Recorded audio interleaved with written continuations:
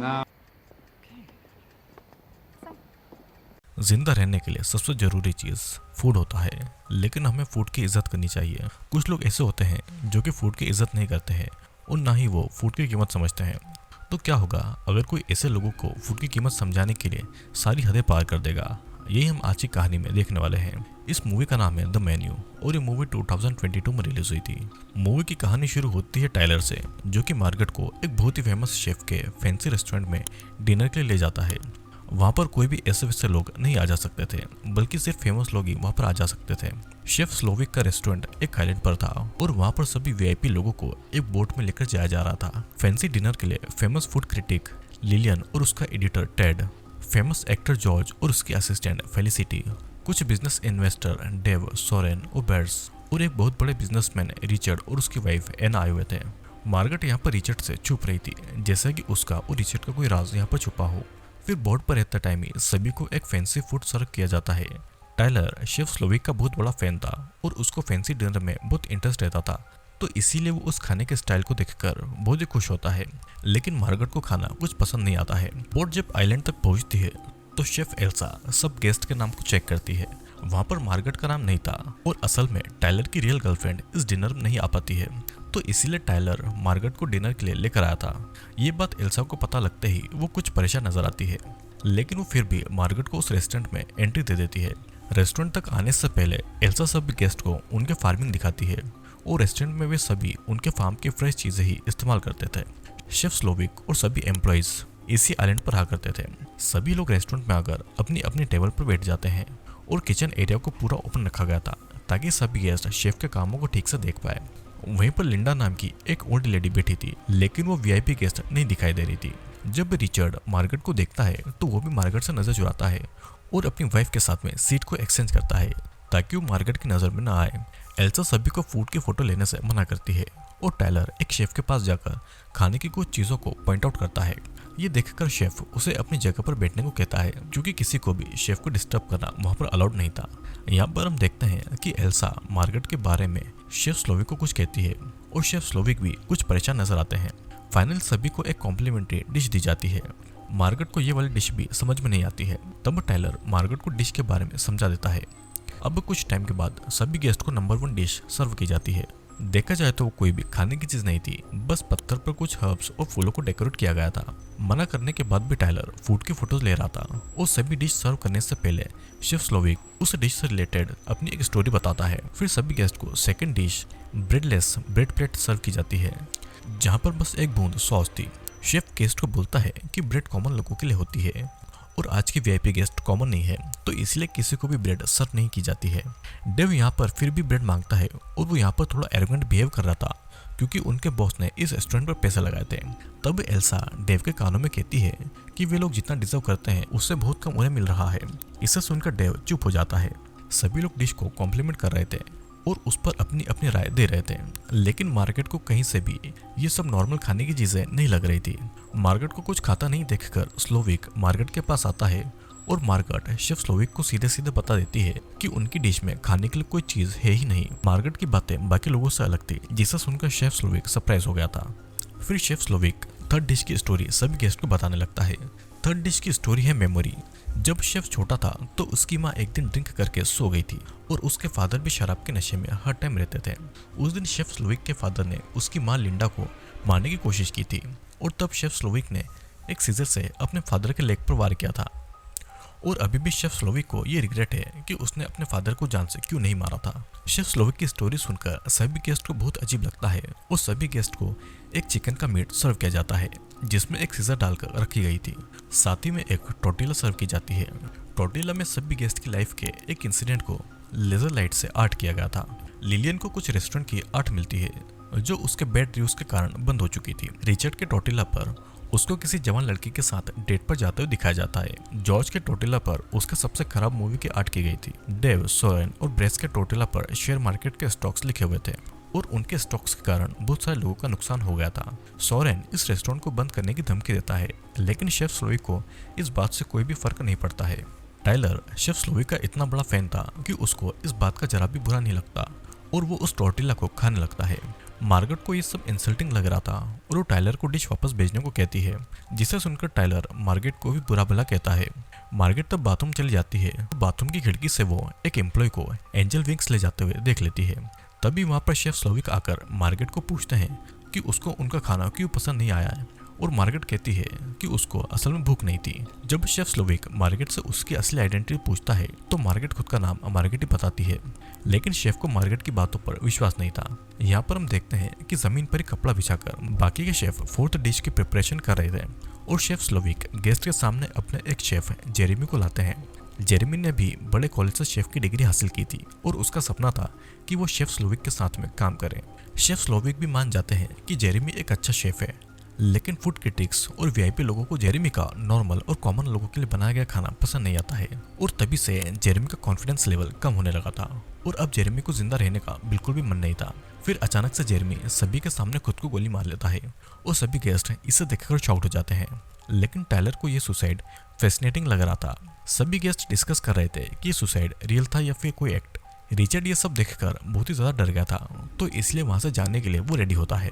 Elsa Richard को रोकती है, लेकिन रिचर्ड उसकी कोई भी बात नहीं सुनता है और तब एल्सा के ऑर्डर पर दो शेफ रिचर्ड को पकड़कर उसकी रिंग फिंगर को काट के एना को दे देते हैं और दर्द से रिचर्ड चिल्लाने लगता है।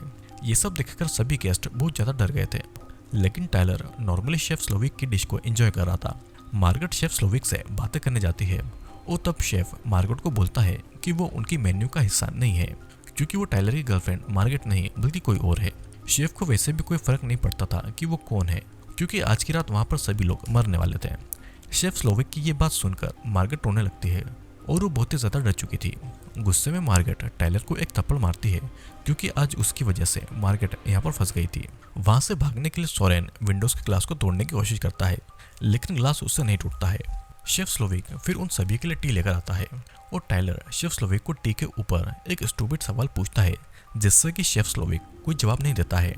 शेफ स्लोविक उन सभी को बताते हैं कि वही सभी यहाँ के आज के मेन्यू के इंग्रेडिएंट्स हैं। लिलियन आज यहाँ पर इसलिए है क्योंकि उसके बैड रिव्यूज की वजह से कई लोगों ने अपना रेस्टोरेंट गवा दिया था, क्योंकि उन लोगों ने लिलियन के हिसाब से फैंसी खाना नहीं बल्कि नॉर्मल खाना बनाया था।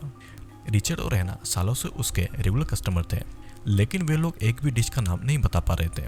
वीआईपी लोगों को खाने में सेटिस्फाइड करते करते शेफ स्लोविक आज खुद ही अपने खाने से खुश नहीं थे, ठीक उसकी माँ की मेरी लाइफ की तरह। डेव उनके बॉस की तरफ से शेफ स्लोविक को धमकी दे रहा था कि अगर उनको हार्म किया गया तो शेफ स्लोविक के रेस्टोरेंट में जितने पैसे उनके पास डॉक्टर लगाए हैं वो सब उसको वापस करना पड़ेंगे और शेफ स्लोविक का रेस्टोरेंट भी बंद कर दिया जाएगा। लेकिन तभी शेफ स्लोविक रेस्टोरेंट के बाहर डॉग को देखते हैं, जिसको शेफ स्लोविक ने एंजल विंग्स पहनाकर समंदर के बीच लटका कर रखा हुआ था। डॉग ने भी इन्हीं फैंसी डिशेस में बिजनेस किया, जिसके लिए उसने शेफ स्लोविक का यूज किया और इसलिए शेफ स्लोविक डॉग को पानी में डुबाकर मार डालते हैं। ब्राइस वहां पर भागने की कोशिश करता है, लेकिन शेफ के एम्प्लॉयज उसे पकड़ लेते हैं। फिर शेफ स्लोविक मार्गरेट को मिलने बुलाते हैं और मार्गरेट एक रूम में उनसे मिलने जाती है। वहां पर शेफ स्लोविक मार्गरेट को रिचर्ड और उसके रिश्ते के बारे में पूछते हैं। यहाँ पर मार्गरेट अपने बारे में शेफ स्लोविक को सच सच बताती है कि उसका नाम मार्गरेट नहीं है, लेकिन हम फिर भी कहानी में उसका नाम मार्गरेट ही कंटिन्यू रखेंगे। वो एक सेक्स वर्कर है और एक टाइम पर रिचर्ड उसका कस्टमर था। जब वो रिचर्ड के साथ में इंटीमेट हुई थी तो रिचर्ड उसे उसकी बेटी की तरह एक्ट करने को बोल रहा था, जो बात मार्गरेट को बहुत अजीब लगी थी। और तब शेफ स्लोविक उसे बोलते हैं कि वे दोनों ही आज ऐसी जॉब करते हैं जहाँ पर उनको दूसरों को खुश करना पड़ता है, लेकिन वो खुद खुश नहीं है। फिर कुछ टाइम के बाद में सभी को फिफ्थ डिश के लिए बाहर लाया जाता है, जहाँ पर शेफ कैथरीन उन सभी को डिश के बारे में एक स्टोरी बताने लगती है कि शेफ स्लोविक ने बहुत बार उससे फ्लर्ट किया था, लेकिन उसने हर बार उसे ना कहा। और उसके कुछ टाइम के बाद में शेफ स्लोविक ने भी उससे फ्लर्ट करना बंद कर दिया था और तभी से शेफ स्लोविक उसकी आंखों में भी नहीं देखते हैं। फिर शेफ कैथरीन एक चाकू से शेफ स्लोविक के लेग्स पर वार करती है और उनको सॉरी बोलती है। शेफ स्लोविक भी सभी मेल गेस्ट को 45 सेकंड के अंदर भागने का मौका देते हैं और 45 सेकंड के बाद ही बाकी के शेफ्स उनको पकड़ने की कोशिश करेंगे। सभी फीमेल्स को शेफ कैथरीन अंदर लेकर जाती है, जहाँ पर एना के पूछने पर मार्गरेट उसे बता देती है कि वो रिचर्ड को जानते हैं। यहाँ पर मार्गरेट अपना रियल नाम एरिन बताती है। टायलर के अलावा सभी मेल्स वहाँ से भागने की कोशिश करते हैं, लेकिन कुछ ही टाइम में सभी को वहाँ पर शेफ पकड़ लेते हैं। सबके आने के बाद शेफ स्लोविक टायलर से पूछते हैं कि उसने भागने की कोशिश क्यों नहीं की। टायलर के मुताबिक उसे पहले से पता था कि यहाँ पर सब मरने वाले हैं और उसकी गर्लफ्रेंड ने उससे ब्रेकअप कर लिया था और उससे शेफ स्लोविक के फैंसी डिनर पर आना ही था। डिनर पर आने से पहले उसे पार्टनर की जरूरत थी, तो इसलिए सब कुछ जानकर भी टायलर मार्गरेट को यहाँ पर मारने के लिए लेकर आ गया। टायलर खुद को बहुत बड़ा फूड क्रिटिक मानता था और उसके मुताबिक उसे फूड के बारे में सब कुछ पता था, और इसलिए शेफ स्लोविक टायलर को एक यूनिफॉर्म पहनाकर उसे कोई डिश बनाने को कहता है। स्लोविक का शेफ बनकर टायलर बहुत खुश था, लेकिन सच्चाई तो यह है कि उसे खाने के बारे में कुछ भी नहीं पता था। उसका डिश भी बहुत खराब था और उसने किचन को भी बहुत गंदा कर रखा था। शेफ स्लोविक टायलर के खाने की बहुत इंसल्ट करते हैं और कुछ ऐसी बात टायलर के कान में कहते हैं, जिसके बाद टायलर शेफ का यूनिफॉर्म खोलकर रोते हुए कहीं पर चला जाता है। स्लोविक फिर मार्गरेट को एक बैरल लाने के लिए स्टोरेज रूम में भेजते हैं और जाते टाइम एक रूम में मार्गरेट ये देखती है कि टायलर ने सुसाइड कर लिया है और इससे मार्गरेट को कोई भी फर्क नहीं पड़ता है। स्टोरेज रूम में जाते टाइम मार्गरेट अपनी सेफ्टी के लिए चाकू अपने पास में रख लेती है और मार्गरेट एक सीक्रेट रूम में घुसने वाली थी, पर वहां पर एल्सा आकर उसे रोकती है। दोनों के बीच में झगड़ा होता है और मार्गरेट एल्सा को मार डालती है। मार्गरेट फिर एल्सा से उस सीक्रेट रूम की चाबी लेकर उसके अंदर जाती है, जहाँ पर मार्गरेट को शेफ स्लोविक की बहुत सारी फोटोज दिखती है जब वो यंग थे और वे फूड ट्रक के अंदर मीट के बर्गर्स और फ्राइज बनाते थे, और फोटोज को देखकर ऐसा लग रहा था तब शेफ बहुत खुश थे। मार्गरेट फिर बैरल लेकर शेफ स्लोविक के पास में आती है और मार्गरेट ने वहां पर मिले रेडियो से मदद बुलाई थी। तभी वहां पर एक पोस्ट गार्ड आता है। सभी उससे मदद मांगने लगते हैं, लेकिन कुछ ही देर में उनको पता लगता है कि वो कोई पोस्ट गार्ड नहीं बल्कि शेफ स्लोविक का ही एक शेफ है, और किचन में आकर अपना काम करने लगता है। इसे देखकर मार्गरेट बचने का बस एक आखिरी ट्राई करती है। वो शेफ को कहती है कि आज के खाने से किसी का भी पेट नहीं भरा। मार्गरेट शेफ स्लोविक से एक हैमबर्गर और फ्राइज मांगती है। शेफ स्लोविक मार्गरेट की बातों में आ जाते हैं और जब शेफ स्लोविक हैमबर्गर और फ्राइज बना रहे थे तो शेफ के चेहरे पर एक रियल स्माइल थी। एक सादा खाना बनाते हुए वो बहुत खुश थे और बहुत रिस्पेक्ट के साथ में शेफ हैमबर्गर और फ्राइज मार्गरेट को सर्व करते हैं। मार्गरेट भी फूड को बहुत पसंद करती है और उसकी तारीफ करती है, लेकिन खाना बहुत ही ज़्यादा था तो इसलिए बाकी का फूड मार्गरेट शेफ स्लोविक को पैक करने को दे देती है। शेफ स्लोविक एक बैग में बाकी का बचा हुआ खाना मार्गरेट को पैक करके देते हैं और मार्गरेट उस खाने के लिए $10 छोड़कर चली जाती है। शेफ स्लोविक मार्गरेट को रोकते नहीं है, उसे जाने देते हैं, और वहाँ के लोग भी डेंजर में थे तो इसलिए मार्गरेट एक बार उनको मुड़कर देखती है, लेकिन एना मार्गरेट को वहाँ से जाने का इशारा करती है। मार्गरेट वहाँ से निकलकर डॉक की बोर्ड पर बैठ जाती है और इधर शेफ स्लोविक अपने आज के खाने के पैसे सभी से मांगते हैं। सभी के पास में जो भी क्रेडिट कार्ड और पैसे थे वो शेफ स्लोविक को दे देते हैं और उनको लगता है कि पैसे मिलने के बाद में शेफ स्लोविक उनको जाने देगा, लेकिन लास्ट में शेफ स्लोविक अपनी फाइनल डिश यानी कि डेजर्ट लाने वाले थे, और वो डेजर्ट और कोई नहीं बल्कि वहाँ के गेस्ट खुद ही होने वाले थे। वहाँ के गेस्ट को चॉकलेट की हेड और मार्शमेलो की एक कोट पहनाई जाती है और फ्लोर पर चॉकलेट से डेकोरेट की जाती है। शेफ स्लोविक वहाँ पर आग लगा देते हैं और होटल एक पानी में ब्लास्ट हो जाता है। सभी गेस्ट और शेफ वहीं पर जलकर मारे जाते हैं और बोट पर मार्गरेट हैमबर्गर खाकर दूर से होटल को जलते हुए देखती है। और इसी के साथ में ये मूवी यहीं पर एंड हो जाती है। दोस्तों, इस मूवी में फूड को लेकर एक बहुत ही अच्छा मैसेज दिया गया है। कोई किसान या फिर खाना बनाने वाला ही जानता है कि खाने को कितनी मेहनत से खाने लायक बनाया जाता है, लेकिन आज हम लोग खाने की इज्जत नहीं करते हैं। कुछ लोग तो ऐसे होते हैं जो कि नॉर्मल खाने को बकवास बताते हैं, और जो 5 स्टार होटल में खाने के नाम पर कुछ नहीं बस फ्लावर या आर्ट डेकोरेट की जाती है उसको फैंसी फूड का नाम दे देते हैं। जैसे कि आपने मूवी में देखा कि लिलियन और टेड वैसे ही कुछ लोग थे। एक नॉर्मल सा खाना बनाने वाले रेस्टोरेंट की उन लोगों ने इतनी ज़्यादा बुराई की कि वो रेस्टोरेंट ही बंद हो गया। अब बात आती है रिचर्ड और एना की। एना ने बताया था मार्गरेट उनकी मरी हुई बेटी की तरह दिखती है, और मार्गरेट ने भी कहा था कि जब वो रिचर्ड के साथ में इंटीमेट हुई थी तो रिचर्ड उसको उसकी बेटी की तरह एक्ट करने को बोल रहा था। मतलब कि रिचर्ड ने अपनी बेटी का रेप किया होगा, तो इसलिए उसकी बेटी ने अपनी जान ले ली। मार्गरेट उनकी बेटी की तरह दिखती थी, तो इसलिए रिचर्ड ने उसको इंटीमेट होने के लिए बुलाया था। रिचर्ड और एना को भी शेफ स्लोविक का खाना ना ही समझ आता था और ना ही पसंद था, और बस लोगों के सामने फैंसी बनने के लिए वे लोग शेफ स्लोविक के रेस्टोरेंट में आए थे, तो इसलिए उनको एक भी डिश के नाम याद नहीं थे। फिर बात आती है डॉक, डेव, सोरेन और ब्राइस की। इन लोगों ने फैंसी खाने में बिजनेस करने के लिए शेफ स्लोविक का यूज़ किया, और शेफ स्लोविक को मजबूरी में ऐसा खाने बनाना पड़ा जिनका कोई मतलब नहीं बनता था, तो इसलिए शेफ स्लोविक ने उनको मार डाला। टायलर शेफ स्लोविक का बहुत बड़ा फैन था, और उसको भले ही खाना बनाने की कोई समझ न हो, लेकिन वो ऐसा दिखाता था जैसे कि फैंसी फूड के बारे में उसको सब कुछ पता है। शेफ स्लोविक के डिनर के लिए उसने मार्गरेट की जान भी खतरे में डाल दी थी। टायलर ने इसलिए सुसाइड किया था कि शेफ स्लोविक ने उसको कहा होगा कि वो उसके खाने लायक नहीं है। टायलर, जो कि शेफ का बहुत बड़ा फैन था, ये बात उसका दिल को लग गई और उसने अपनी जान ले ली। मार्गरेट को शेफ स्लोविक ने इसलिए छोड़ दिया क्योंकि वो सबसे अलग थी। मार्गरेट को पहले से ही ये फैंसी फूड जो किसी का भी पेट नहीं भर सकता था, ये समझ नहीं आते थे। मार्केट ने फोटोज में देखा था कि शेफ स्लोविक जब अपना फूड ट्रक चलाया करता था और हैमबर्गर बनाने का काम भी करता था, तब वो सिर्फ $10 कमाकर भी खुश थे। तो इसलिए मार्केट ने उनसे हैमबर्गर मांगा और बाकी का बचा हुआ खाना उसने पैक कर देने को कहा। और ये बात शेफ स्लोविक को बहुत पसंद आई, क्योंकि सालों बाद किसी ने उससे प्रॉपर बेसिक फूड मांगा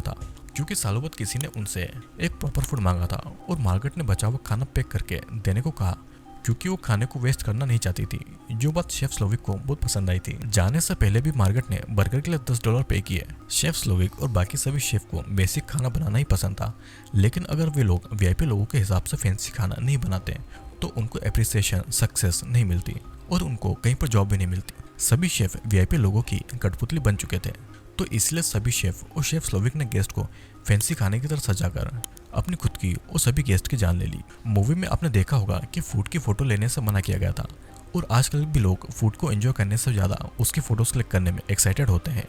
उसके बाद वो खाने को खाते भी नहीं है, बल्कि उसे फेंक देते हैं। खाना जितना फैंसी होगा उतनी ही फोटोज अच्छी आती है, भले ही वो खाना खाने लायक हो या नहीं। फैंसी खाना पेट भरने से ज़्यादा एक आर्ट की तरह इस्तेमाल किया जा रहा है, भले ही इसमें किसी का फायदा ना हो, और मूवी में भी इसी बात को ध्यान में रखा गया है।